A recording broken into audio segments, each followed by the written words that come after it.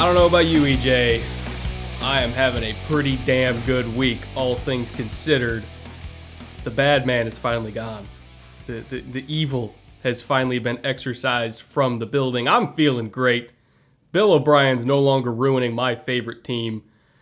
He certainly left some damage that we're going to have to pick up for the next couple of years, and we'll get into that. But EJ, for the first time in a long time, it feels so good to be a Texans fan. How are you, buddy? What are you drinking today?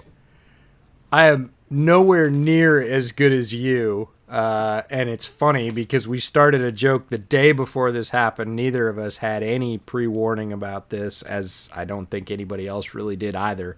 But we started a joke. You were bemoaning that you were a Texans fan and that, pain on Sundays and, oh, woe is me. And I said, maybe you could get out of it sort of Yakuza, like John Wick style, and cut a finger off. And maybe that would just end your Texas fandom and you could be freed from your obligation.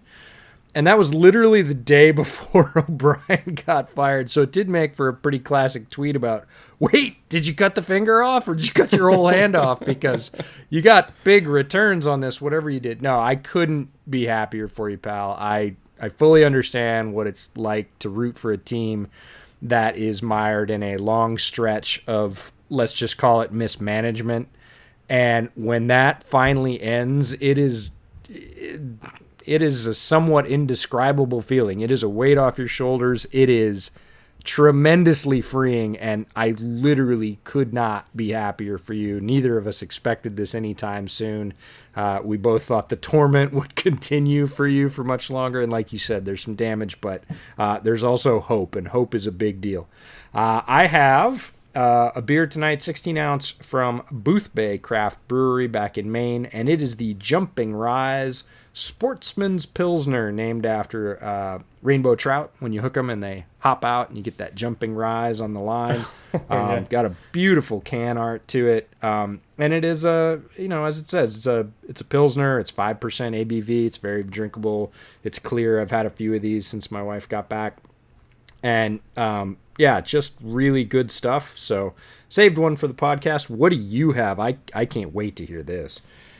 So I made one for this week's film room, which isn't really a film room. It's more of me going through all of the damage that Bill O'Brien did to the Houston Texans as general manager. But I wanted to make a special drink for it. And our friends over at the Virginia Distillery Company, they sent me a gift that I did not know was coming in the mail till like 11:45 at night. And I opened up the package and I get this American single malt from the Virginia Distillery Company that was aged in cider casks. It's their fall seasonal release. And I was like, oh, hell yeah, I got to do something special with this.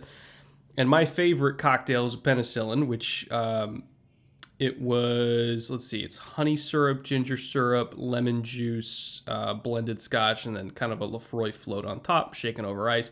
And so I was like, okay, well, let me use this. I'm gonna make an apple-cillin or an apple penicillin. So it's 2 ounces of this cider cask aged single malt, and then 3/4 ounce apple juice, kind of a 3/4 ounce, half and half of ginger syrup, and then I homemade some honey syrup because I'm bougie like that, and then shake that over ice. You are bougie. I am bougie like that. I can confirm. Oh, but it's so good. I shook that over ice, and then I did a Lefroy topper, and EJ, it's something special. It's a whole different take. You deserve something special. And point number 2 is I got to get on the mailing list for people that just mail me liquor. Like that sounds like a really good gig. So I didn't expect it. It just arrived, and I was like, you know what? The gods that's are even looking better. out for me. I have had that to shout out a couple of listeners from Bears Over Beers. They have reached out to JB and I on our other podcast and said, hey, we really want to send you something. And a couple of listeners have indeed gone to great lengths to send us a special beer that they, is near and dear to them or is seasonal or something like that. And that's always a great surprise when you go to the mailbox and open it up and there's some alcohol that someone sent you that really it's meaningful to them, and you get to share it and talk about it. It's good stuff. So I am extremely glad that you get to have something that is, your favorite, to celebrate this catharsis of going through all the wreckage that Bob caused to your franchise. But again, ends are greater than the means. He's gone, and you have a fairly clean slate for the first time in a while. I just wish we had picks, but we'll get into that shortly. We're going to start off our Week 4 recap show with our usual opening segment, The Point After, where we kind of go over a few of the things that we did not get to talk about the week before, because either we didn't get to watch some of the games or we just straight up didn't have time, because our shows last forever like that. So kicking off Point After, we got to talk about Kenny Golladay, because he is such a key cog to that Lions offense. He is a true number one wide receiver. I almost liken him to like a diet Cortland Sutton. Similar kind of frame. I think Cortland moves a little better, but in terms of just physical dominance at the catch point, like he is a true alpha X receiver. I love Kenny Golladay. And their offense looks so much different with him back. He missed the first game of the year, first two, I think, with injury, came back, and their offense just operates in a different way. It allows Stafford to do things all over the field that he cannot do when Kenny Golladay is not there. It is a night and day difference, and Golladay uses that frame very well in the red zone, but he is not limited to that. He's a good player out between the 20s as well, and he just gives them that triple threat. They have decent running backs. They are able to move the ball on the ground, but when Galladay's not there, the defense can pack in and make that much rougher for them. And the combination of Galladay's, size and speed, he's not slow, and Stafford's arm gives Detroit a dynamism they just lack when he's not on the field. And you can see it from the first couple of games of the year to these last two, completely different results out of Detroit with Kenny Golladay in the lineup. 100%. Second note we didn't get to, partially because he got put on IR with, I think it was like a quad injury or something like that. Sony Michel had the first like kind of explosive looking game that he's had in a long time. It kind of seemed like he lost a lot of the juice that he had at Georgia, and then that he kind of showed in his rookie year, where I feel like he had a pretty nice season. And it seemed like he kind of lost it. But last week's game, only 9 rushes, but Bucs 17. Like 13 yards a carry. He even got involved in the receiving game a little bit. He actually looked explosive for the first time in a long time. Then, of course, he got hurt. And they got Damian Harris there, who also just had a nice game against Kansas City. So I don't know what's going to happen with that backfield when Michel gets back. But it was nice to see him kind of bounce back and become, at least for one game, the first-round pick that we kind of thought he was supposed to look like. Yeah, I just missed it last week. I had a note. It got buried in all of our texts. We didn't get to it. And it was parallel because Nick Chubb's been having a tremendous season. His teammate at Georgia, who's now in Cleveland. And Michel, like you said, has not sort of lived up to that billing. I thought they were both incredible talents coming out of Georgia, and I thought Michel was the more explosive of the two. I thought Chubb was the better, more well-rounded runner, but Michel could really rip off those gash run plays. And he just really hasn't shown that in New England, and then he did last week. It was really cool. He definitely moved their offense in a way. The Patriots don't typically get those massive games on the ground. And again, with only 9 touches coming up with almost 120 yards, that was a difference maker for the Pats that week, and we just didn't get to it. So in classic Point After fashion, we did want to get to it. But between Michel and Chubb that week, they racked up 31 touches, 250 yards, and 2 TDs between them. And it's just the ridiculous note that I have to bring up as a draft guy that at one point, Georgia had Todd Gurley, Chubb, Michel, and Keith Marshall in the same running back room. In 2014, they were all running backs / tailbacks at Georgia, and all 4 of them ended up in the NFL. That's just a ridiculous amount of talent. I don't care what kind of college program you're talking about, to have 4 running backs of name, of note, that end up in the NFL that were on the same team.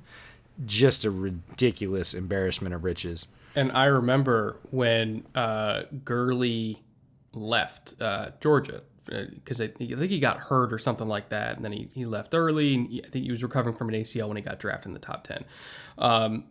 And I remember it's like, they still got a lot of backs there, and somebody told me, it's like, you gotta just wait for this young kid, DeAndre Swift, just wait till you see this kid. And what, 3 or 4 years later, here we are, DeAndre Swift, first round pick. It's a never-ending. It's certain colleges, certain colleges have just a pedigree with certain positions, and you can go back through the Georgia running backs. This is not a new thing. I mean, Herschel Walker was a Georgia running back, so certain schools will put out talent at certain positions year over year. They recruit well to it. You can look at places like Ohio State right now and their run of cornerbacks, right? Pretty much whoever starts at cornerback for Ohio State is probably going to be a first-round pick, at least one of them.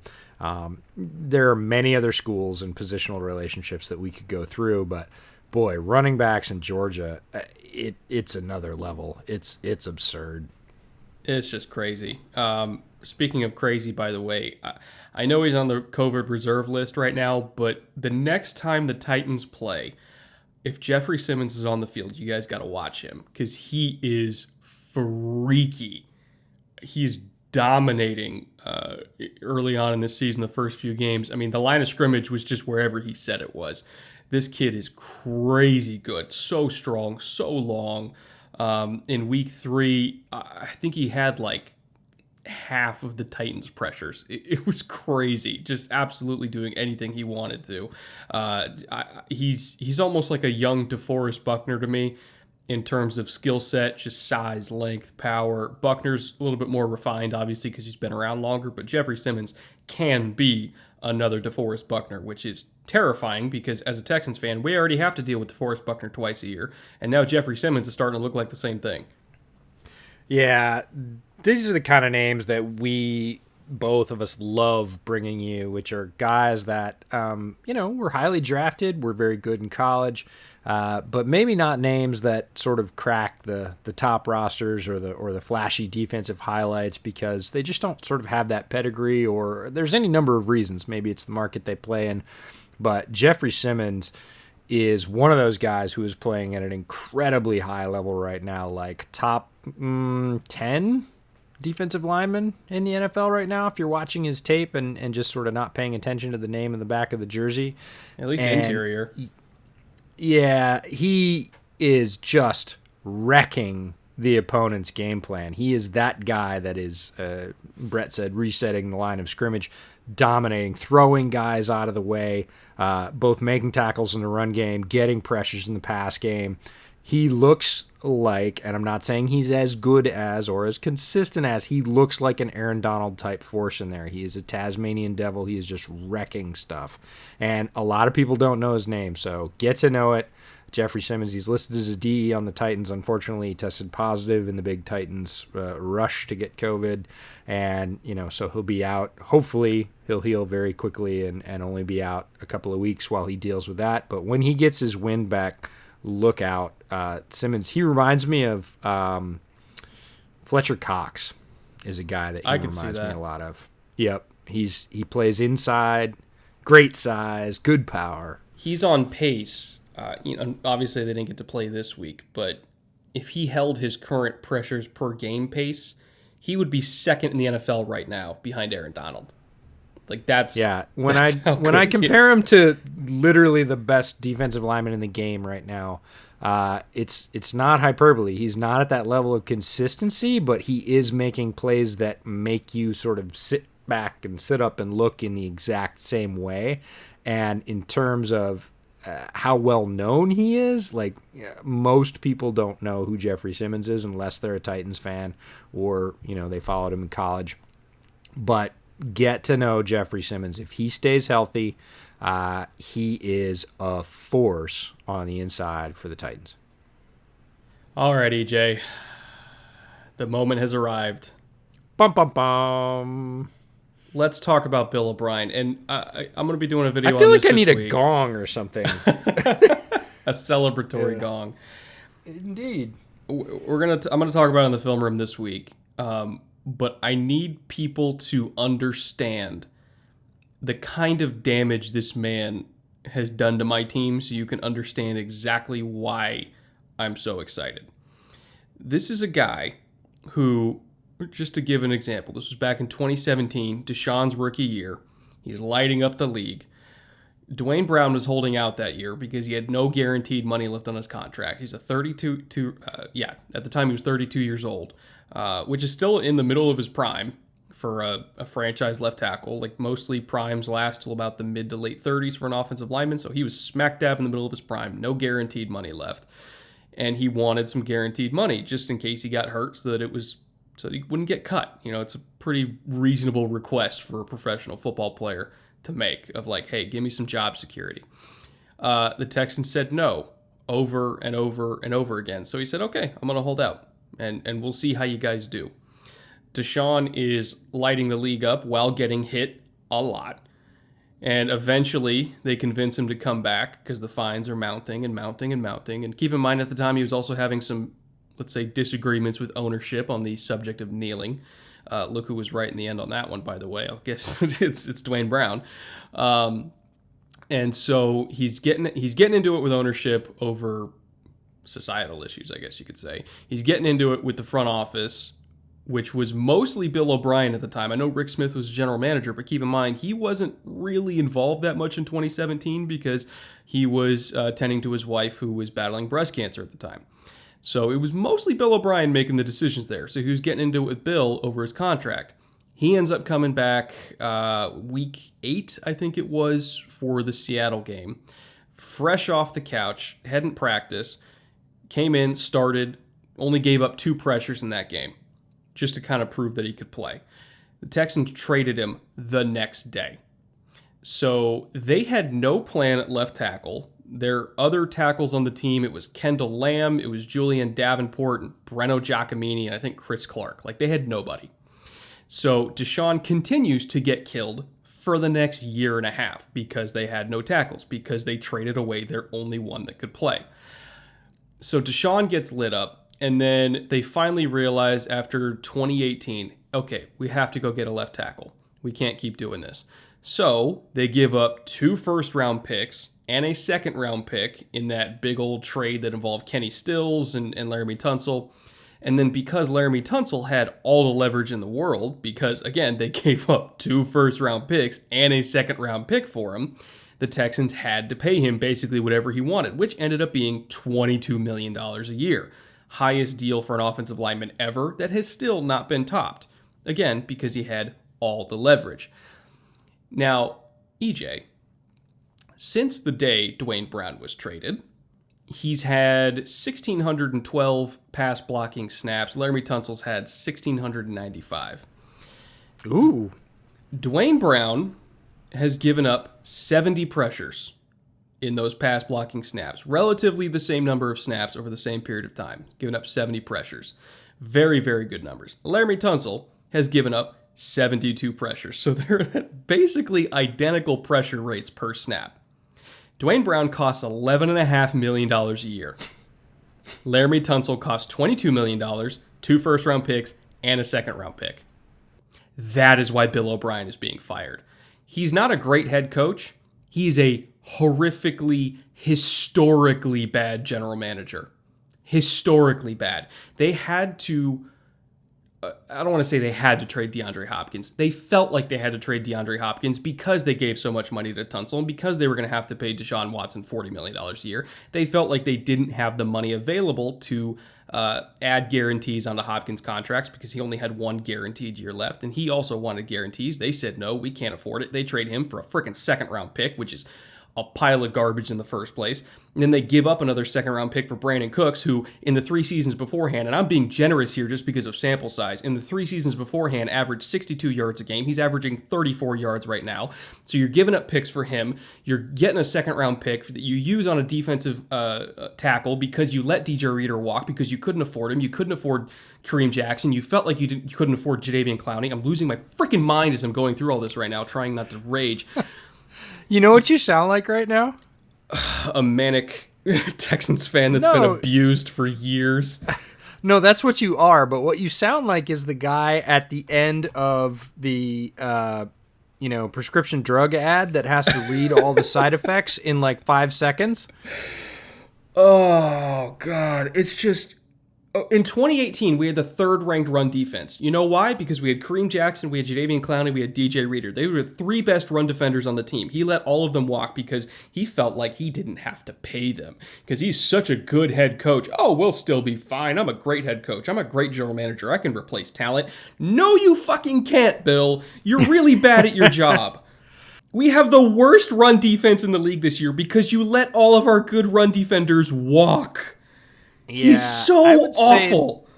The biggest problem is that Bill O'Brien, the general manager, wrote checks that Bill O'Brien, the coach, who is a middle-of-the-road head coach, he's not great.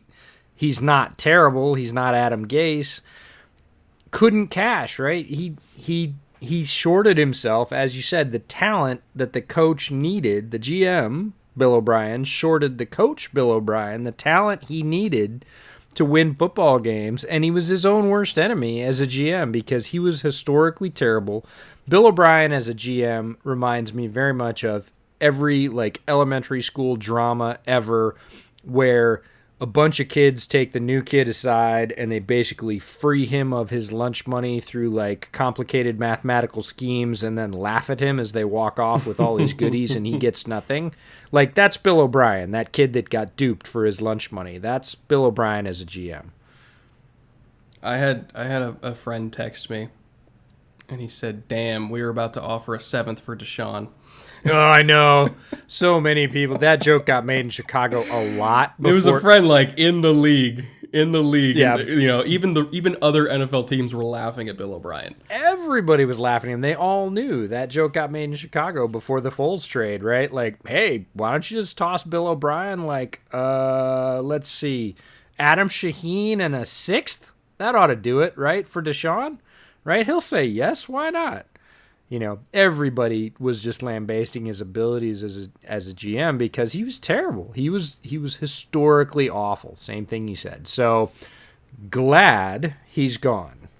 He is somebody who is so overconfident in himself that he has no self-awareness for his limitations. This is a guy, I don't know if this is ever made public, but it's been years, so whatever. This is a guy who... He ran Randy Moss out of New England. They got into a fucking fist fight in the locker room. You remember that press conference where Randy Moss basically just called it quits on New England? They traded him to Tennessee. Yep. That was immediately following a fist fight in the locker room with Bill O'Brien. I'm not kidding. I don't think you probably are. I love stories that start with, well, it's been years, so it's time. He ran one of the greatest football players in the history of the sport out of New England just by being himself. I cannot believe how much damage he's done to this team. I know Eagles fans say that, oh, Chip Kelly ruined our franchise. You guys don't understand. This is what ruining a franchise looked like. We have no picks. We have no weapons. Yeah, we Bill have no O'Brien money. was like, here, you think ruined? Hold my beer. I'll go show you ruined. I'm glad he's gone, but he left us with nothing. I understand. He left us with nothing. It's going to take years to undo this damage. We wasted Andre Johnson. We wasted Arian Foster. We wasted J.J. Watt. We've wasted every player other than maybe Deshaun Watson that will end up in the Ring of Honor. We have wasted them. Oh, fully agree. It was partially Gary Kubiak's fault, but he had more success than Bob did. At least Kubiak, at least he had some playoff success. He didn't completely tank the future of the roster. I would take Gary Kubiak back in a heartbeat right now, and that's saying a lot. I was gonna say we probably need to put you in therapy for just that, but we do have other things to talk about, and the bad man is gone. I feel like I need to make a meme that says, "Show me where the bad man put your draft picks." In Miami. Yeah. You're welcome, Dolphins fans. I hope you enjoy them. But anyway, Dolphins. They're not even on our list this week, but we need to talk about the Dolphins in a future episode and their future. Not necessarily how they're playing right now, but their potential to vault from where they are. If Tua pans out and I don't think that there's any reason that he won't. They have 2 possibly very high first-round picks next year. They could get good in a hurry. I tweeted out this week that if those picks turn out to be high picks, and if they use them well, man, Bills Dolphins could be a war for years to come. You're welcome, Miami. But with that, there you are. We'll get to some greener pastures. But before I do, I want to thank our sponsor for the week. They've been a very loyal sponsor for us. That's Mack Weldon. They are a premium men's essential brand that believes in smart designs and high-quality fabrics. Mack Weldon offers a one-stop shop for men's basics, including socks, shirts, hoodies, underwear, polos, active shorts, whatever you need in a wide variety of customizable fabrics like air knit, dry knit, and warm knit. Mack Weldon has you covered. They've also created a totally free loyalty program called Weldon Blue, and in level 1 you get free shipping for life. And then once you reach level 2, just by spending $200 total, Mack Weldon gives you 20% off of every order you make for the next year. From my personal experience, and EJ, I know you can speak to this too, like I just was able to start wearing the Ace hoodie, the kind of full zip one, because it's finally starting to cool down here down in California. And this thing is so comfortable. I think it's like a stressed kind of fabric. I don't know the exact blend of it, but it's really, really soft, but also breathable. And I really have enjoyed it now that I can actually wear hoodies. What did you get? I can't quite remember. My favorite piece that I got from them was their air knit boxers. And if those things are clean, they are the first ones off the top of the pile. They are extremely comfortable. Really nice wide waistband. Again, breathable fabric.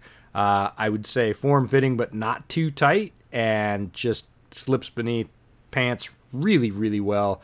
Again, if those things are there, I sort of dig down and find them and put them on because they're so comfortable for all-day wear. Yeah, most definitely. If you guys want to experience Mack Weldon for yourself, you can get 20% off your first order. Just go to mackweldon.com/bootleg, enter promo code bootleg, and again, that is 20% off your first order at mackweldon.com/bootleg, promo code bootleg. And with that, EJ, let's move on to the, I guess, happier topics of week 4. Week 4, and we're going to start off with what I titled the RB Rampage, because there were so many players this week that just lit it up from that position. Starting off with Joe Mixon, 151 yards rushing and 2 TDs plus a receiving TD. Alvin Kamara, who we've talked about at length, ended up with 22 total touches between run and pass, 119 yards and a TD, again powering the Saints offense. Dalvin Cook looked off the hook. 130 yards, 2 TDs, great contact balance, good finishing. Kareem Hunt, who we haven't talked about a lot because we've been talking about Nick Chubb, 71 rushing yards, but 2 TDs, huge for the Browns. Zeke in Dallas, 20 total touches, 125 yards. All of them just blew the doors off. And I want to give a quick shout out to Dearness Johnson from the Browns. Again, not a big-time name, but had a really nice performance. 13 rushes, 95 yards. That's a 7.3-yard average. And he looked really good doing it. The Cleveland running game just kind of doesn't matter who's in there right now. Kevin Stefanski's got them dialed up, and the run game is just clicking for them. Top 4 leaders and 7 out of the top 10 in yards from scrimmage, this is league-wide for 2020, are running backs. So all, 1 through 4 and 7 of the top 10, all running backs. So running backs really contributing overall to the sort of offensive explosion that we're seeing all around the league. And what's interesting is a lot of them that had the biggest days, other than, I guess, Dearness Johnson, they're all the ones that got paid. Like, they're actually kind of earning their keep on these contracts. Especially all the Kamara. Guys that got big paper in the offseason are showing out, right? And a lot of times you don't see that. You see that in the contract year, then they get paid and maybe they slack off a little bit. Mixon, Kamara, Cook, all those guys got paid big time. Zeke got paid a couple of years ago, and they are living up to that top billing. So I know we catch some flack in the comments about saying don't pay them, but at the same time, these guys are putting that money where their mouth is, and they're putting those yards and points on the field and on the scoreboard. especially Dalvin. I just want to give him a shout out. I'm pretty sure they dunked him in a vat of Vaseline before that game because he just broke tackles on every single carry. I don't know what his elusiveness rating is for the season, but I gotta think it's top 3 or 5 because I don't think anybody got a clean shot on him the entire game, like once. And even if they had a good angle on him, he's able to stay up. He's like a freaking weeble wobble, that dude. It's unbelievable how balanced he is through contact, which is funny because like coming out of Florida State, that was not his thing. He was more elusive, but he wasn't really a tackle breaker. That was more kind of Kamara's bag and weirdly Leonard Fournette's bag, like just breaking tackles. But now Dalvin Cook, 4 years into it, he breaks tackles like a freaking machine, man. He's special. Yeah, all these guys I think are at the core, like it feels like the teams paid the right guys. We can argue up and down that from a team building strategy, you can get a lot of that production out of a lot less money. But what's really bad is if you miss on that. It's bad if you miss on any position, but if you're going to pay a bunch of money to a high-price skill position and they don't produce at that extremely high/elite level, you really just handcuffed your franchise with an anchor that's not helping your salary cap, and it's not helping your team on the field offensively. All these guys are really powering their offenses. Mixon is supporting Joe Burrow as a rookie quarterback. Cook is taking pressure off Kirk Cousins so he doesn't have to be a superhero. Kamara is absolutely dragging the Saints along. Drew Brees looked a little bit better this week. We'll talk about that later on, but these guys are just pushing their teams forward, both in the run and pass games, and they picked the right backs to give big money to. These guys are all producing at a high level. You know who had almost no support from his running game this week, but still damn near won the game? Justin Herbert. I want to talk about that Chargers and Bucs game because you're not the only one. That was the best game, I think, college or pro, Justin Herbert's ever played in his life. Like, and it wasn't like the Carolina game where the numbers were good, but there was a pick right before halftime and then two more dropped picks. One of them should have been a pick six by Trey Boston. It was kind of check down city, just dink and dunk and dink and dunk. And there was a few good balls, but there was also a few really bad balls. In the Bucs game specifically, I mean, some of the throws he was making were just crazy. Like the one off his back foot against zero blitz, and it's like a 72-yard touchdown to Guyton, who I'd never even heard of before that game. If you're throwing, he just got elevated off the practice squad. Just got elevated. That's not surprising at all. But if you're throwing touchdowns under pressure to no-name receivers in your third ever start against a really good defense in Tampa Bay, like I firmly believe they're a really good defense, score notwithstanding. Again, I'm not going to get fully on any train for a quarterback in their first three games. But I will say that if Justin Herbert keeps playing like that, then he's going to make me look like a freaking idiot. Because he did not play like that at Oregon. But it's nice to see that as a pro, in his first few starts, he is elevating himself beyond what he was in college. Absolutely. And you brought up a major difference. In your film room episode, you talked about how often he threw the check down, he threw the screen, what percentage of his throws were screens. And when Herbert goes vertical, Justin Herbert going vertical is amazing. His two perfectly thrown bombs should be warning shots heard around the league. The Chargers can score from anywhere because there are guys that can throw it in this league. A lot of guys that can throw it. There are not many, and I mean a handful.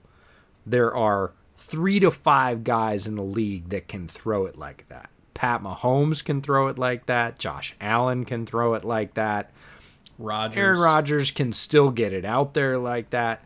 Russell Wilson is a very great deep ball thrower, but he throws rainbows. They do not have the drive behind him that Justin Herbert threw it with. And again, throwing off your back foot to a receiver streaking downfield and leading him, right? So often those deep balls are jump balls or the receiver has to kind of stop and try and back shoulder him. make some adjustment. These guys just kept running and reached out and kept running. And it warms my little hard, cold football history heart to see the Chargers going bombs away, because it's the best possible real-time homage to Don Coryell and the, air Coryell system that he put in San Diego in late 50s, early 60s, where it was just let it go. And Herbert did some other things besides that, as if that wasn't enough, and it was, because his deep ball is rare, we'll just put it that way. He also improvised and threw off platform, which is not something we saw a ton at Oregon, and those are great signs. Again, for a quarterback in his third start, he's showing a lot of blocks to build around, and I'm with you. If he continues to play this way, you're going to have to eat some crow, and I'll cook it for you. That's fine. I'm totally fine with eating crow, because that just means that he's a good player, and that just means he's a great player. I want him to succeed. He's a good kid. Like, he's a good person. I want him to succeed. I want to be wrong. I wanted to be wrong about Daniel Jones too, which unfortunately it seems I might have been right about Daniel Jones. But we're gonna make a Daniel Jones reference later in the show. I didn't want to be right about him. I don't want to be right about. I want him to be better than what I thought, because that just means the Chargers are going to be good, and I like it when the Chargers are good. They're an entertaining team to watch. I don't want them to get steamrolled by Kansas City for the next 10 years. I want them to be competitive. I want Herbert to be good.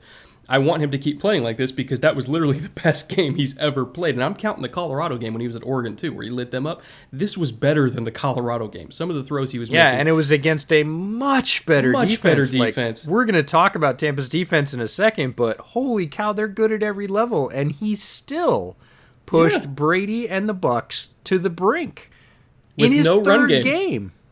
Yeah. It's terribly impressive performance. So, couple other things about this game, because it was a brilliant game.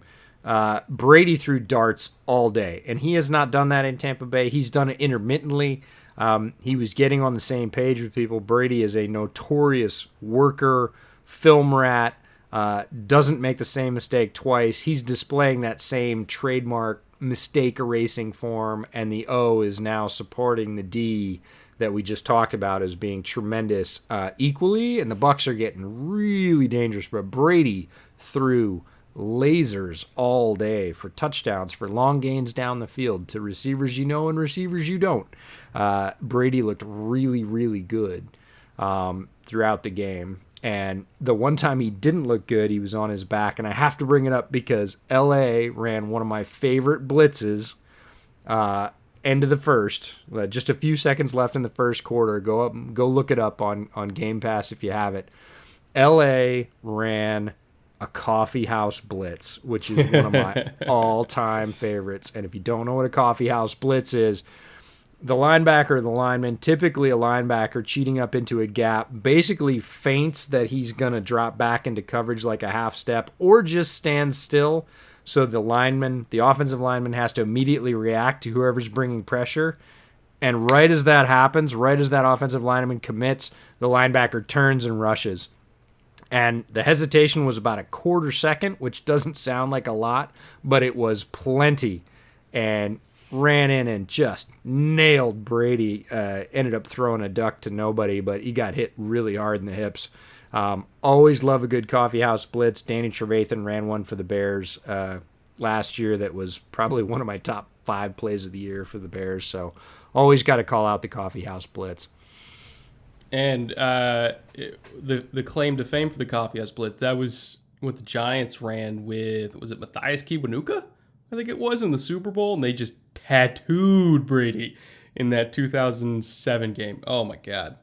I did want to bring up Levante David.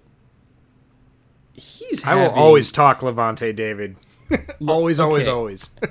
I know Kuechly and Bobby Wagner get all the press from, greatest linebackers of the decade. Is it crazy for me to think that Levante David is like a very close third? Because he's been close. Around forever, and he's so good. I mean, not even crazy. I am a huge Levante David fan, and one of the reasons is because he is great, and I said great, and I mean it. and he is wildly underrepresented. If you say, who are the top interior linebackers in the league, Levante David is that guy that just doesn't get mentioned. Kind of like Doug Baldwin didn't get mentioned in the wide receiver conversation, right? It's just a guy that plays at a very high level and is a great technician and respected by all his peers. Levante David is that guy, and you combine him and Devin Bush, who they spent a high pick on. They're one of the best interior linebacker combos in the league. Was it White or was it Bush? I think it was White. The other Devin. Oh, did I write Bush and it was White? I mixed up my Devins. It's not a bootleg episode without a messed up. I was going to say, we can just chalk that up and move on because that's the one we're looking for. My name mistake of the week. We should come up with a branded sponsor for that because we would make a lot of money because it happens every week. But anyways, Tampa Bay has playmakers at every level. That defense is for real. Their defensive line is causing great pressure. Shaq Barrett is the headliner there, but he's not the only one. They've got Ndamukong Suh. We talked about the inside linebackers. The secondary is Carlton Davis is playing very, very well for them. We all know about Antoine Winfield Jr. Thank you very much. They can make plays at every level of that defense. They are for real. I believe going into week 5, they are the leaders in DVOA for defense. So look out. That is a legit team. And if Brady starts to get wired in, and it sure looks like he is with all of his targets and he's throwing accurately, which he is, Tampa Bay is going to be a very tough out. That's a painful thing for me to say because they're the Bears' next opponent, but they are hitting on all cylinders right now. And I'm happy for Tampa Bay fans. This is the best possible result of importing a late career quarterback. A lot of times that doesn't work out. They sort of wash out after a season or two. Brady looks like he is ascending from the play he's even had over the last couple of years. And look, he's one of the greatest of all time, if not the greatest of all time. Good on Tampa Bay. They look like a team to compete against right now. Yeah, I will say, unfortunately for your Bears, I feel like this might be a get-right game for their defense after getting lit up by Herbert. It might be a little bit rough, not going to lie. Right now, I'm not feeling good. I'm just not feeling good if they struggled like they did last week. We'll talk about the Bears' struggles later on, but Tampa Bay is not struggling. They are clicking. Couple other notes. If you don't know who Scotty Miller is, you best find out. He's for real. He's not some sideshow in Tampa Bay in their receiving core. Scotty Miller had a couple of big receptions, including a beautiful, clean touchdown reception, again, on a Brady dart. And, by the way, Mike Evans was dominant. He's been hurt. They haven't had him in the lineup. Back in the lineup, looks absolutely as strong as ever. He's a tremendous wide receiver. Yeah, he looks like himself, which is saying dominant, right? He's been that good. Speaking of wide receivers on the other side, we just have to give Keenan Allen love because, oh my God, Keenan Allen's amazing. And if you don't think he's top flight for some unknown reason, check out the sideline grab mid-third quarter. Oh, the toe tapper. Real. Oh my God. Where first of all, I don't know how Herbert even fit that ball in there. That might have been his best throw of the day. That was insane. Ridiculous throw, and he mosses Carlton Davis, who is a very good corner. We just got done saying Carlton Davis is playing very well, and he is, and Keenan Allen goes up between him and somebody else, mosses Davis, picks the ball off the top, comes down, toe taps on the sideline. If you think Keenan Allen is just a route runner or just whatever, look at that. Unreal hands and body control. Keenan Allen has it all, and if you don't appreciate the sort of performance he puts on every week, you need to reset your lens for wide receiver talent because Keenan Allen is one of the best doing it, period. And then Keyshawn Vaughn. We got Keyshawn Vaughn, one of my favorite mid-round running backs. Touchdown catch, couple of nice runs. He got into the action. It's got to feel great to get your first touchdown from Tom Brady. That's just got to be a really cool feeling. Yeah, well, it's kind of like who was the Green Bay Packer that I think it was Taylor that tweeted out after the Monday game. He's like, I caught my first pass, and it was from Aaron Rodgers. It's so cool. They grew up watching these guys, and now they're catching touchdowns from. It's got to be It's a surreal feeling. Yeah, it's Monday Night Football, right? You know, everybody's watching Monday Night Football. This week there were 2 games. Typically there's only one. So Monday Night Football is very special to players in the NFL because they know all of their peers are watching. And usually their peers are busy playing when they're playing. They might catch a replay, but, you know, most of their peers are sitting home with the game on. They know it's a big deal. And it just amplifies those moments, those achievements. And it was super fun to see that tweet. That was really cool. Yeah. I do want to talk, kind of pivoting to a new game, I do want to talk about the complete and utter destruction of the Cowboys defense at the hand of the Browns run game. Nick Chubb got hurt, I think at the end of the first quarter, if I recall correctly. They still put up over 300 yards rushing on them.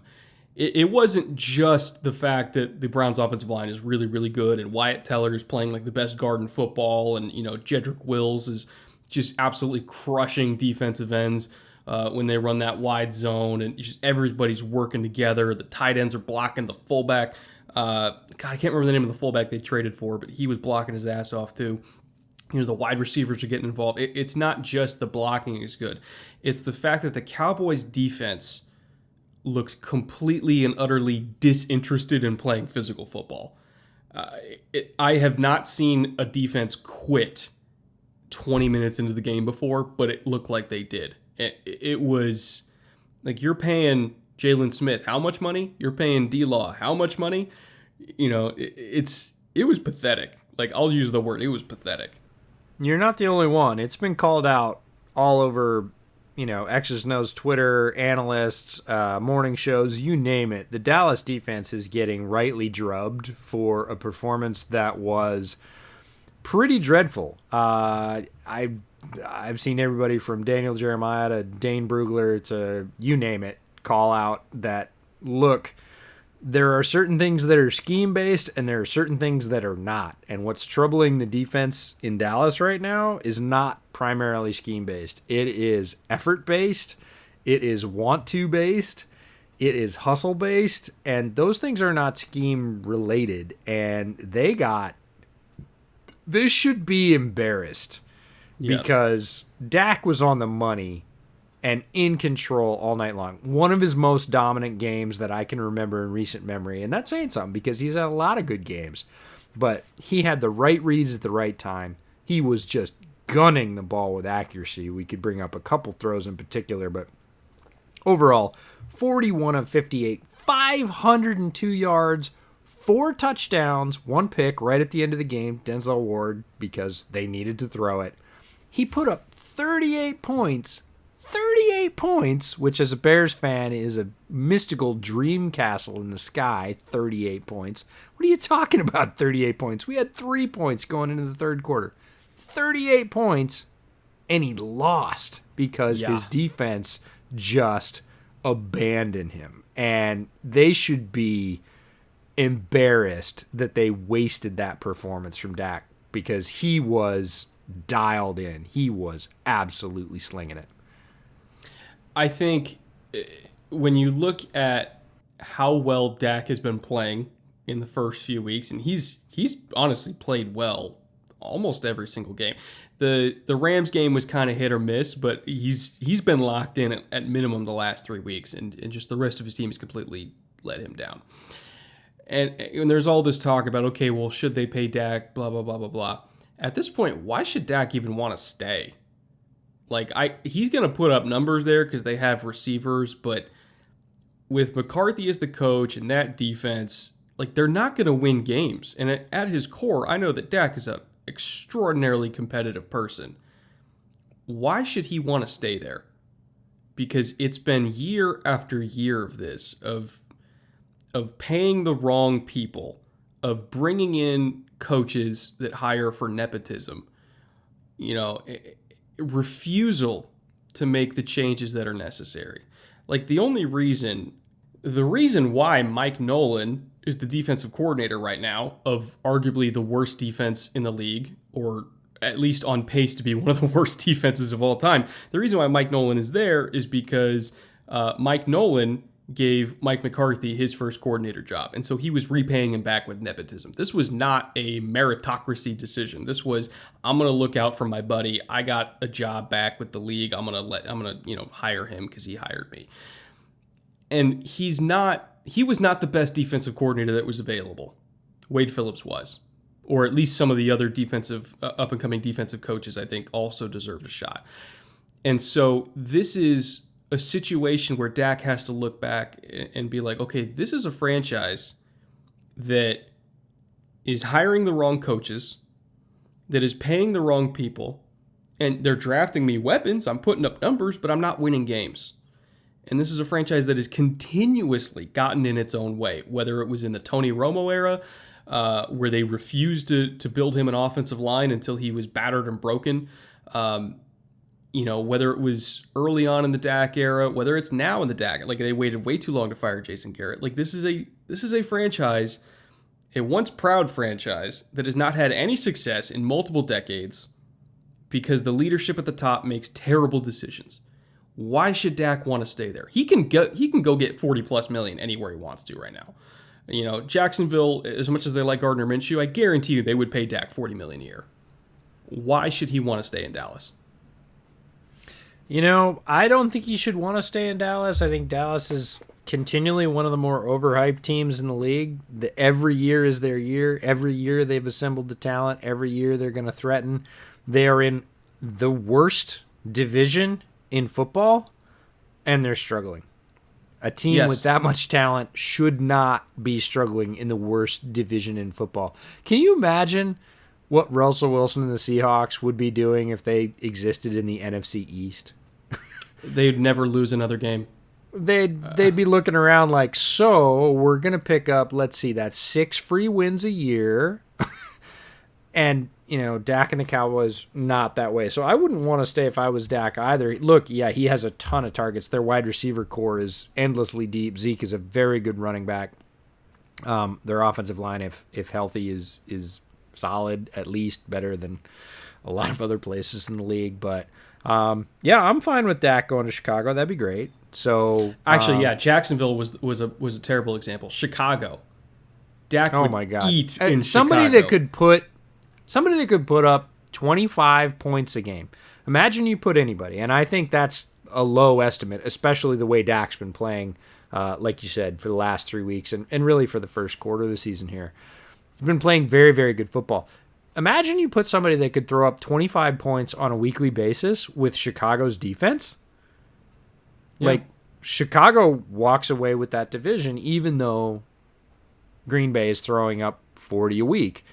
I think overall that would be at least an incredibly competitive matchup, if not a walk to the division title, because Chicago's defense is really, really good, and they get hung up exactly in the opposite way that Dallas just got hung up, right? Dallas's offense rings up 38 points, and they lose because the defense sucks.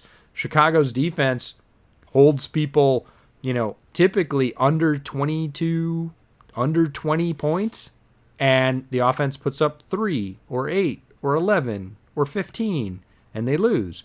So, yeah, a spark like that at quarterback at the game's most important position would be amazing for many teams, not just the Bears. You know who, and I know we're getting off on a tangent here, but I'm genuinely asking from a perspective of like, if I was Dak, would I want to be here? You know who else has a lot of money next year? They have $76 million in cap space. They have a good offensive line and a dominant defense, best defense in the league right now. Indianapolis. And they have a quarterback who may or may not retire after this year, or at the very least maybe only has 1 year left. But I would push out Phillip Rivers for Dak Prescott all day, every day. Dak is like the millionaire version of Jacoby Brissett. He's a rich man's version. Yeah, he's not the poor man. You always hear he's the poor man's blank or the destitute man's blank. No, Dak's the opposite of that. He is the millionaire, billionaire version of Jacoby Brissett, right? He would take that offense. Again, you get a healthy Michael Pittman. You get their running back talent, which is ridiculous. Just saw that last week. They've got a good offensive line. Their defense is playing at an extremely high and underrated level right now. Yeah, Dak turns them into an instant conference contender, not just division contender. Yeah, I don't know. Every time I watch the Cowboys, it's a disaster. And it's not Dak's fault. Nope. It's a disaster of a franchise, which, considering all the talent they have, I don't know. Cleveland is a very well-built roster that was horrifically coached and horrifically managed. All of a sudden, they bring in a good coach. They have actual, sensible, coherent game plans, and all of a sudden that talent is playing well, and they're boat racing a similarly talented team. And I think until there is more competent coaching in Dallas, I think until there's more competent management in Dallas, I think until they start paying the right people, it is a hamster on a wheel. And Dak has a choice now, because he's going to be a free agent. He has a choice. Do I want to stay on that wheel and hope? Or do I want to go somewhere else that also has money, that is willing to pay me, that is more competent at the top? It is a legitimate question that I think we need to start talking about. Yeah, so a couple other notes from that game. Myles Garrett, have to mention him with the top edge rushers in the league. He's had a dominant first quarter. Strip sacks. He's sort of taken over the Khalil Mack strip sack title. He's getting one, seems like, every week. Baker Mayfield, who we haven't talked about a lot because he hasn't been all that great, was solid this week, and that's all he has to be with all that talent that the Browns have assembled around him. If he is just solid and distributes the ball, that's going to be plenty, again, with that very potent running game. And the return of Odell Beckham. Odell has been sort of up and down and roller coastery and pretty quiet for the most part. He was a major force in this game. He had more rushing yards than receiving yards. That kind of seems nuts to me. But he was dynamic whenever he touched the ball, and it made a big, big difference in this game. And there's a play we need to talk about, because I was trying to rack my memory banks and see if I had ever seen this play again, and I don't believe that I have. I believe this is the first time, and that's something. A blocked extra point leads to a mad scramble. The kicking team recovers in the end zone because of the way the ball bounced, and they get a successful 2-point conversion out of it. Which, by the way, as the rule is written, they can only advance the ball and score if they recover it in the end zone, which they did. If they recovered it outside the end zone and then tried to run it in, it wouldn't count. Yeah. So as the rule is written, it is you're never going to see that again. It's funny how the Cowboys, every time they play a game, something that you'll never see again happens. They're that kind of team. Oh, that's such a great point. But I just sort of replayed that play about 3 times watching the game. I was like, what? Wait, what? No, did they? They did. It was so odd. It's that kind so of we got team. one more game we want to talk about, which is New England and Kansas City. This is New England was the big storyline heading into the weekend. Cam ends up getting COVID. That is a huge swing in this game. We've talked about it since the offseason, that the potential for COVID to swing this season, both statistically and in terms of division races and balance and bye weeks and who got to play who with who and at full strength, was going to be a big deal. Couldn't have been a bigger example of that than this. Starting quarterback on a team, heading in to play a team that is a power in the conference and playing at a very high level, and suddenly they're robbed of, I would say, arguably their greatest offensive weapon. That's a huge swing, and it was the big storyline. But that meant that Brian Hoyer ended up starting for New England, and my best comparison for Hoyer at this stage of his career is a nightmare version of Daniel Jones in terms of pocket awareness. Oof. And that's saying something, because Daniel Jones doesn't even know where a rush is around him 80% of the time. It really is. It seems like Hoyer actively runs into the rush out of spite. Or just waits an inordinately long time. There were times he stood in the pocket for 5-6 seconds. And at that point, the bells have to be going off in your head so loudly that you just sprint because they're gonna make you crazy. He would literally just stand there until somebody brushed his jersey, and then he'd be like, oh, there are other people here, and go down hard. It was really tough to watch. So the combination of Hoyer, and then he was replaced by Jarrett Stidham, Look, Stidham was a bill of goods, folks. He wasn't good. Bill Belichick was bluffing hard all offseason saying, no, we're ready to ride with Jarrett Stidham. Jarrett Stidham is our guy. We're going to win games with Jarrett Stidham. Having seen Jarrett Stidham and the way he hands off with panache, no, he's not the answer. And Bill Belichick got lucky that Cam was available, that he could pay him a pittance and smile all the way to the bank. And that only got exposed because Cam ended up getting COVID. Neither of those guys, Hoyer or Stidham, is the answer for anything at quarterback for New England. And that was really, I think, quite frankly, the difference in the game. You texted me during this game saying, I think they actually win this game with Cam, or at least they'd be right there in the end, and it would be sort of a coin toss to see who ends up with the victory. And I don't think you're wrong. I think, speaking of quarterbacks who just made $40 million, pretty sure Cam just made $40 million last night, because there is zero chance they let him walk this offseason. They have to sign him because they have nobody else. Hoyer is horrible. Stidham is not good. They have no franchise without Cam Newton. They flat out don't. And it says a lot that I don't think that they would have just kept this game close with Cam. I think they would have won this game with Cam, because the turnovers were the difference. The picks, especially the pick 6, which I know bounced off Edelman's hands. That one wasn't necessarily Stidham's fault, but I still think that even with that pick 6, it wouldn't have been an issue if they had Cam Newton in there, because the offense would have been different. The game script would have been different. Situationally, everything would have been different. This team is a way better football team with Cam Newton on the field, because he's accurate in the quick game. He knows what he's doing at the line of scrimmage. He has great pocket presence. His arm is not what it used to be, but it's still pretty good. Like, it's enough. It's enough. It's enough. Like, he's a great quarterback in all the little ways that Tom Brady was a great quarterback. And I will never understand why people do not give Cam the credit he deserves between the years, because he's really, really, really good. And this team would be, somebody mentioned that they might be a 4-12 team if they didn't get lucky and sign Cam. And I kind of agree. Yeah, I don't think, with their offensive talent, if you look at their offensive talent, besides Cam, it's not good. Like, there are very few playmakers on that roster who you would say, oh yeah, we need that, right?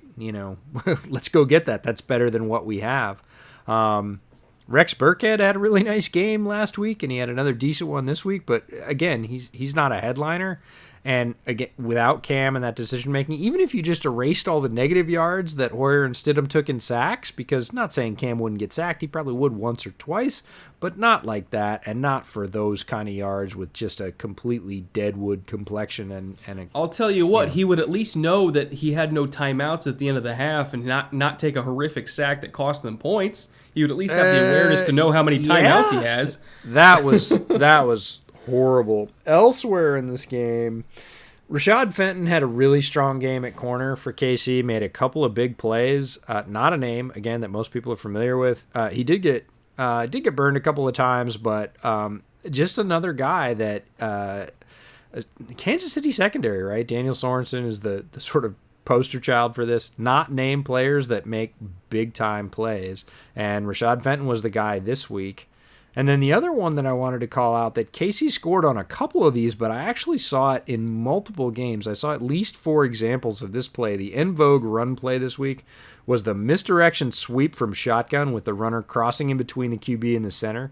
Casey scored on 2 of them. Oh, yeah, the little tap pass. And there were similar versions all over the place. Washington ran a sort of misdirection that Gibson scored on, but they ran, again, the wide receiver right in front. And Haskins had a nice little sleight of hand, sort of fake to that guy, and then pivoted and gave it to Gibson. This play was all over the place if you watch the highlights this week. And I just see that happening more. And it just makes me pine for, where was that kind of creativity in Chicago's game plan? We haven't seen anything that worked like that. It's almost replaced the screenplay as the sort of, hey, I don't want to put the ball in harm's way. I do want to do something creative and short that, again, gets out laterally. But just saw that play all over, so I wanted to call it out this week.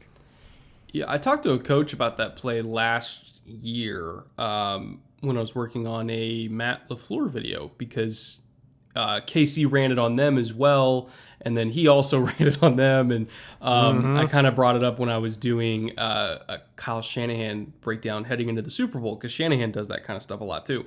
And it's like a tap pass sweep, and I asked the coach about it, and he said it's basically crack toss, just faster. Like it is a quicker way to get into crack toss because the ball carrier is already moving, or some guys use it as a quicker way to basically get into an outside zone run just with the ball carrier moving faster so they can press the edge quicker. The timing of the play is a little bit different, and because the timing is quicker on essentially crack toss, the angles are more favorable for the offense, and it's not necessarily a play that's going to break one, but you can almost guarantee you'll get 4 to 5 yards out of it. And if you're on the 3-yard line, it kind of makes it a no-brainer. That's a touchdown. Yep. Yeah. So it's an interesting little variation of crack toss, even though it's a tap pass sweep, and it technically counts as a pass, but it's not really a pass. And definitely in vogue in the league the last couple of years, but especially this year, just because I think teams have kind of figured out like, hey, the success rate on this play is pretty damn high. Yeah, and you're seeing a lot of misdirection, a lot of window dressing going the other way, seeing how many defenders we can hook to get moving to their left before we do our little tap pass and it goes the other way. Even the quarterback starting to turn his head that way and then tap passing to the guy going the opposite way, although basically the entire offense is flowing right. They'll tap pass to the left so that they can clear out as many defenders as they can. It's just a really interesting little play, and lots of teams are running a variation of it right now. Yeah. What do you say we get in the blitz and wrap this show up? A little bit of shorter blitz this week, but it's definitely meaty. And first thing I want to talk about is George Kittle is back. 15 catches, 183 yards, touchdown, dominant performance. I mean, truly dominant, like vintage Kittle. He's topped 100 receiving yards for the 9th time in his career. And it's only in his 47th game, by the way. So, once every 10 games or so, at 4 or 5 games or so, he's getting 100 yards, which is insane for a tight end. So he's tied for the 3rd most 100-yard games by a tight end in their first 50 career games since 1970. This is a Hall of Fame track for this guy. Like, he's ridiculous. Now, EJ, you put this in the notes, and I'm curious to see where you think Kittle's going to end up by the end of his career relative to these guys. The only players that have more 100-yard games in their first 50 games are Kellen Moore and Rob Gronkowski. Kellen Winslow and Rob Gronkowski. Kellen Winslow has 14. You did it Gronk for once. has 12. I know, I did it for once. I'm sorry. I do it every week, so it just feels good to catch somebody else doing it. Judging by his career arc, where do you think Kittle's going to end up when we look at Winslow and Gronkowski? Because I truly believe he's kind of on that trajectory.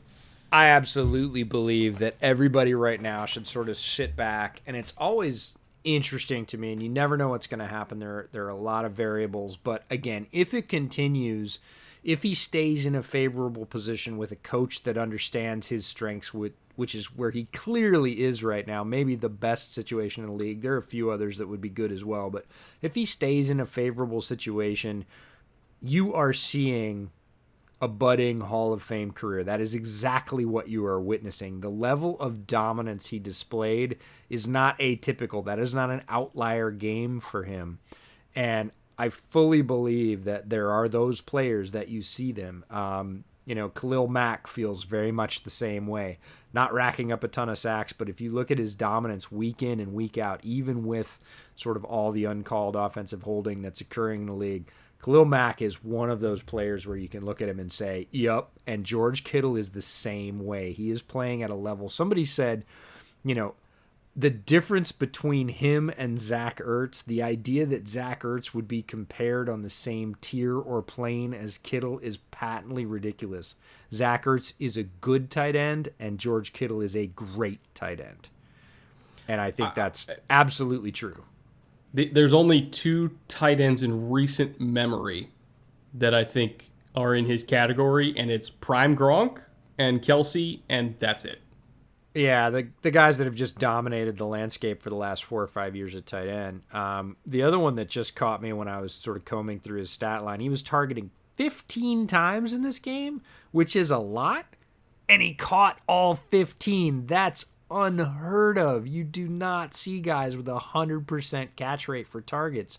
Now, he did drop a 2-point attempt, but it hasn't shown up in the stats, so I'm not exactly sure how that pencils. But in terms of plays out on the field, 15 targets, 15 catches. That's staggering. And what he did after those catches in terms of fighting and not going down, he is a very tough out on the field. He just competes at a crazy high level. Great fun player to watch. Huge George Kittle fan. And he had a week to remember. I get the not fun highlight. COVID is back. Wear your masks, folks. Let's see if we can't kick the crap out of this. I'm tired of it all. The Titans had the biggest problem. We talked about Cam getting it, but the Titans had the most players. I think it was 15 total players and staff. 18 now. 18, so the number keeps going up. Jeffrey Simmons, we talked about earlier, is one of them. Look, these are serious health implications for athletes or not. It's caused a major hiccup in our society, which I'm sure you've noticed. Let's see if we can't get on top of COVID. But this is going to continue to be a storyline, and to think it's not going to be a storyline for the rest of the season. The NFL has beefed up protocols this week. They sent out new memos to teams about cleaning and distancing, limiting the number of free agent visits, wait periods for those visits. And look for the league to absolutely light into John Gruden for flaunting the mask protocols. Last week it was Pete Carroll and somebody else that I can't remember. They ended up finding a massive amount of money. Look for them to kind of double down and really, put Gruden on the post and really get into him, because they realize that this is a possible major roadblock to the league making money. And that's when the NFL will get busy and act. And Gruden has been pretty terrible about flaunting the mask protocols on the sideline. And some Raiders players showed up at a social event without masks, and that got publicized. So they're going to crack down on this, because we had the first flare-up. We knew there was going to be a surge or a resurge this fall. It's here. It's starting to really affect the schedule. We're looking at the possible lengthening of the NFL schedule. There's lots of variety. It's definitely going to impact the standings. We just talked about the KC and New England game. COVID is sort of a storyline, and it's back. Do your part. See what we can do to reduce this. And on to happier things. One of our favorite rookies got his first victory. Yeah, Joe Burrow got off the schneid. Finally got his first win as a pro, which if you've watched him play at all this season, you knew was going to happen eventually, because he was having a hell of a year so far. He and Justin Herbert both, I think, are playing, even though we both love Joe Burrow, both of them are playing better than I think we expected, considering the situations around them. And he beat a pretty solid Jacksonville team. I know Jacksonville's had a rough couple weeks, but when you look at Jacksonville in the first couple weeks, like they're a pretty competitive ball club. They just put up 25 points. So I think it was a pretty good game for him. Pretty good game for him. He's doing it with an offensive line that's featuring Bobby Hart, which makes it automatically one of the worst in the league, in my opinion, because Bobby Hart will forever be one of my most hated football players of all time. I cannot believe that dude continues to get work. But, Joe Mixon, I think, helped him out a little bit. He kind of also got off the schneid a little bit. But there was an interesting question that you and I kind of talked about, since I mentioned Herbert and they're both playing well. If you swapped Burrow and Herbert, how many wins would Burrow have right now, and how many wins would Herbert have on Cincy? Because I think they have very different skill sets, but they're both kind of getting it done in different ways. Yeah, I would agree with that. It's just one of those fun questions we tossed out there. They're forever going to be linked as two of the top quarterbacks in the same draft. Right now, it looks like they're both on great starts. Burrow is playing very well with a not great offensive supporting cast, mainly his offensive line. Obviously, Joe Mixon's really good, and he's starting to develop a really fun connection with T. Higgins. He knows that his connection to T. Higgins is the future, and that's started to click a little bit more even this week. But I think Burrow would probably be 3-1 as a starter on the Chargers, because their roster's a little bit better, their scheme's a little bit better. He would be protected and have even more time to throw. And although he has nowhere near the arm that Justin Herbert has, he's got a great sense of timing, anticipation, toughness, movement in the pocket, all the things you want to see from a quarterback that make a difference. And putting him in a better situation. Look, landing spots matter, folks, and they both landed in okay spots. I think the Bengals can improve, but we've been harping on this for the first 3 weeks, and we will continue to do so. They need to protect Joe Burrow in a hurry. They need to get some offensive line talent in them and give him a little bit more time. A couple more weapons would be nice as well, but his weapons are okay. I think Herbert has better weapons in Los Angeles, and the Chargers are a better situation. So if you put Herbert there, I think he gets his first win more quickly, and it's very possible at the quarter pole that he's won 3/4 of his games. So going from good to bad, we really need to talk about how bad historically Adam Gase truly is. And if you told me that Bill O'Brien was going to get fired before Adam Gase, I would have laughed, because Adam Gase has been begging to be fired with the Jets. He looks terrible.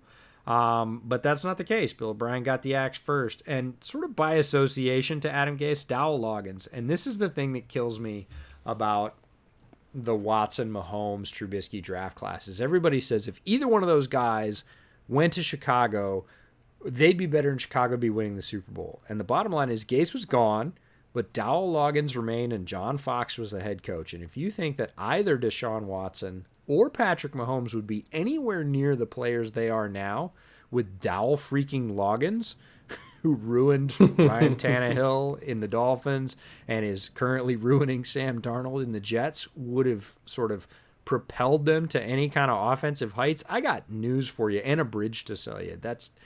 These guys are really ugly, and you just have to look at the players that have thrived after suffering under Gase's watch when he's left, and that includes guys like Tannehill, Kenyon Drake, Devontae Parker, who was written off for dead, and now, oh man, they gave him a contract extension, and he's making plays for Ryan Fitzpatrick. It's crazy.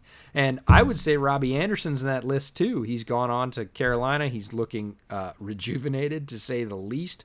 Although he was a highlight for the Jets, that's not saying a lot. They're pretty low on offensive talent. He looks even better, again, getting into a system that is not Adam Gase's. And I feel like guys like Darnold, Becton, and even Jamison Crowder are all possible additions to that list. They're playing under Gase now. Gase is eventually going to leave, hopefully sooner than later. And I wouldn't be at all surprised if those guys either stay in New York and ascend or go to other teams and suddenly, hey, wow, this is a really good football player. He's having a quote-unquote mid-career surge. No, he just got away from Adam Gase. Adam Gase is like the guy that everything he touches turns to crap. I sympathize for Jets fans, but I can tell you this.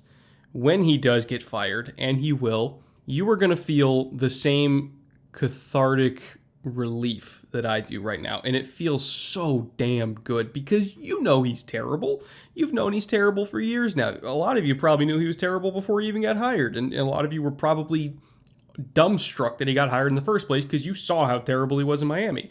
I'm telling you right now, just be patient. He will get fired. I know he's going to get fired. He's too terrible to not get fired. And it's going to feel good. We don't want to celebrate people losing their jobs, but Adam Gase has actively ruined careers and caused other people to lose their jobs by association with him. So I'm okay with kind of treating him like a sacrificial lamb here. He needs to go so that Sam Darnold can have a career, so that Mekhi Becton can have a career, so that all these young Jets players we really like, that they can have successful careers. Because if he is their head coach, they will not. Like that, it's a matter of fact. We've seen how many players he has ruined until he was gone, and I don't want that to happen to some of this young Jets talent. Like Mekhi Becton is too good to have to play any more games under Adam Gase. Yeah, and have his health risked. We saw that both him and Darnold, and then they said the same thing about Darnold that they said about Becton. Oh, we'll only bring him in an emergency. Well, they said that with Becton, and it lasted all of 3 plays. It's ridiculous. So you can't gamble, especially with cornerstone players like that. Your potential long-term franchise left tackle, Becton's looked really good in his first 3 weeks when he's healthy. He's hurt, and you risk him in a nothing game when you know he's hurt. Like, that's just that's an irresponsibility at a higher level that deserves a firing. So I'm with you. We don't want to be the guys chanting for somebody's professional funeral, but at the same time, if you earn it, you're going to get it handed to you after a while. So yeah. Speaking of earning it, these Panthers are earning respect. This young defense, I know they replaced a lot of guys. They drafted a lot of defensive players. In fact, spent all of their picks on defense. But some of their young defenders, in particular along the defensive line, are stepping up. This front four is nasty. Derek Brown is dominating every center he goes against. They're both of their edge rushers, Brian Burns and Yetur Gross-Matos, who, at least Gross-Matos in particular, is in a rotational role. Both of them, if you subscribe to, Pro Football Focus grades, which not everybody does, but it kind of gives you a good idea of where they're at. It's more of like in the right neighborhood than in the right house, but I would agree with it just based on my cursory watching. Both Yetur Gross-Matos and Brian Burns are in the top 5 in the entire league in pass rush grades, only behind TJ Watt, Khalil Mack, and Myles Garrett among edge rushers. Both of them. They're first and second year players on the same defensive line. One of them's not even playing full-time snaps, and they're both top 5 pass rushers. And when you combine that with Derek Brown, when you combine that with Jeremy Chin, who is flying all over the football field like we talked about last week, Dante Jackson's making plays, Trey Boston's a good, free safety. Like, this is a defense that's really starting to come together a lot faster than I thought they would. And on offense, with Teddy Bridgewater, who does just enough, to keep the offense moving and kind of be efficient, even without Christian McCaffrey, like all of a sudden this Panthers team looks not like they're in the middle of a rebuild, but like they're almost on the upswing after a rebuild. Like it's taking a lot quicker than probably what I expected. Yeah, there's always these teams in the sort of mid-pack talent-wise, and the first month starts to let you sort them out, and then you get into October, and October really sort of starts to tell you where people are. The Panthers have a feel of a team that was figuring it out over the first month, and they're really starting to gel, like you said, a little bit quicker than we thought they might in Matt Rule's first season, and they have the sort of scent of that team on a rise that is not necessarily going to challenge for the playoffs this year, but is going to give a lot of teams a really hard week and pick up some wins that you probably thought, if you were looking at the schedule at the beginning of the year, that they might not get. They are just starting to play at that level and hit on all the right cylinders and play together so that all that talent sort of comes to the fore. And this was the first week that I really looked at them and thought, they look like one of those teams on the rise, not one of those teams that's kind of figuring it out. So going to be a great storyline to watch. One of those teams that looked that way in the middle of last year was the Bills, and this year the Bills look like a threshing machine. They've put up 27, 28, 35, and 30 points en route to a 4-0 record. Their defense is playing very well, and that's been enough. They haven't been putting up the 40 that the Packers have, but they haven't needed it. 2 of the games have been close, but teams that do well in the postseason have usually had a few of those learned how to win games that are competitive and close late, like last week for the Bills. That game, Josh Allen really Rams, talked about it last week, said, put the ball in my hands. I'm going to win it late. I will do this. And the Bills look, they've always looked well constructed, but those results are starting to fit together. And Stephon Diggs has been sort of a key piece in giving Josh Allen just what he needed. They're getting contributions from rookies like Gabe Davis. Devin Singletary continues to break tackles at a league-leading rate. Like, this is a team that is looking like it's going to challenge, well into the postseason right now. The Bills are very, very solid. One of the mantras to team building that I've subscribed to is coaching will help you win games, and having talent will help you not lose them. For a long time, the Bills had coaching, so they would win games, but they didn't have the talent, so they would lose them. And I think now we're finally starting to see the confluence of they have great coaching and they have great talent, and the great coaching is combining with the great talent to make them, honestly, one of the 3 best teams in the AFC. It's probably them, Kansas City, and Baltimore? Maybe New England if Cam is healthy, obviously, but it's an if. We don't know how long he's going to be out with COVID. but like this is a legitimately great team. They've made some great signings to amplify their talent. I want to give a big shout out to Quentin Jefferson, Q Jeff. Yeah. As you know, he's Big game this week. He is. We called it out in the free agency special. We did. There were many no Seahawks way fans he should I know. be that cheap. Yeah, many Seahawks fans I know that were Seahawks fans in the know, smart football fans that understand, that don't just watch the ball, that focus on line play. And they knew what Quentin Jefferson meant to the Seahawks and how many plays he made and how many plays he kept from happening against the Seahawks. So when he got signed, they were all sort of like, oh, we were hoping nobody would notice. And we did. We called it out in our preseason podcasts, and he had that game last week, man. He was a difference maker in the middle for them. So, yeah, great, well-constructed team. Brandon Beane's done a great job. The coaching staff has done a tremendous job. Josh Allen has done a tremendous job improving, like self-scouting and improving on those things. He's made what I would call an improbable leap in his third year, in that he has continued to ascend and possibly ascended at a greater rate than even in his first 2 years. So he doesn't really even resemble the player that came out of Wyoming anymore. The physical talent's the same, but the decision-making, the pace, the understanding of what he's seeing are all so much. They're at like the top of the chart you could have projected. Like, if everything happens just right, he'll be here. He's right there. Yeah, 100%. Speaking of things not resembling, by the way, the Saints offense in week 4 looked nothing like the Saints offense in week 3. They actually pushed the ball down the field. You know, Breeze's arm is not there, but just having the willingness to throw the ball and push the ball down the field and, you know, get Emmanuel Sanders involved, get Traquan Smith involved. Yes, he does exist, apparently. You know, Alvin Kamara was no longer the sole focus of this offense. It wasn't just we're throwing screens and swing passes all day. It's we're actually throwing it past 10 yards. And what do you know? They put up 35 points. I know, shocker. And for the first time in a while, I felt like the Saints offense was actually balanced, and it looked nothing like it did in the first 3 weeks, and I consider that a good thing.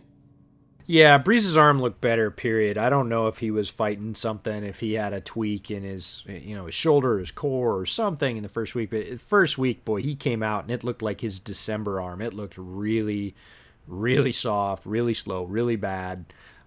His arm looked not great this week by any stretch, but it looked much better than week 1. And he's still got enough pop, like you said, to threaten past 10 yards because, again, he's got that pre-snap intelligence that's right up there with like a late career Peyton Manning, and his field reading. That's plenty. If he can get it just past 10 yards, it is taking a little bit longer than it has in the past to get there, but this week it got there on time, and yeah, completely shifted the balance. And all of a sudden, I think Sean Payton can kind of call his offense like he wants to, or at least a little bit closer to that. And the Saints look like a much different team when that's happening. Speaking of things that don't click on offense, we're not going to dwell on this because it just makes me sad, and you're so happy, and I don't want to bring you down by association, but the Chicago Bears are allergic to offense. There is just no other way to put that. Quarterback switch, a lot of people had very high hopes, including myself, or not very high hopes, but higher hopes. And honestly, if you had wrapped both quarterbacks in generic clothing that just said quarterback and had no number on there, you wouldn't have noticed the difference. This was the exact same game that Mitch has been putting up for some time, except it was Nick Foles, right? There's one drive that he put together and looked really good. They ended up getting a field goal out of it. That was the 3 points that they carried until late in the game when they got a late quarter touchdown. And again, fourth quarter, down by a bunch of points. Okay, let's go fast. Spread it out. Throw the ball around. Oh, we should throw down the field, Allen Robinson. And, oh, he makes an amazing catch inside the pylon. Where was that in the first 3.5 quarters when it matters? Mm-hmm. And the Bears' running game, which has been extremely strong for the first 3 weeks of the year, suddenly Matt Nagy decided that the best thing to do was run no pre-snap motion, no motion at the snap, and run into the middle of the Indianapolis defensive line. No outside where counters. Where DeForest Buckner is. Right, where the billion-dollar man is. It just looked very uncharacteristically uncreative. He kept doing the same things. He threw screens that the Indianapolis defenders were calling out pre-snap. you could see them pointing, yelling, screen, screen, screen. They would just go snuff it out immediately. But yet he ran 3 or 4 of those.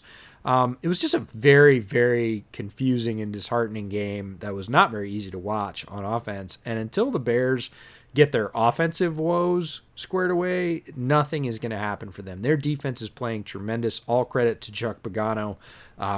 They are coming on all levels. They have talent. They actually held the middle of the line much better than they have against what I feared was Indianapolis with their great offensive line and their nice trio of running backs was going to gash them up the middle. Bears did a decent job holding on to that.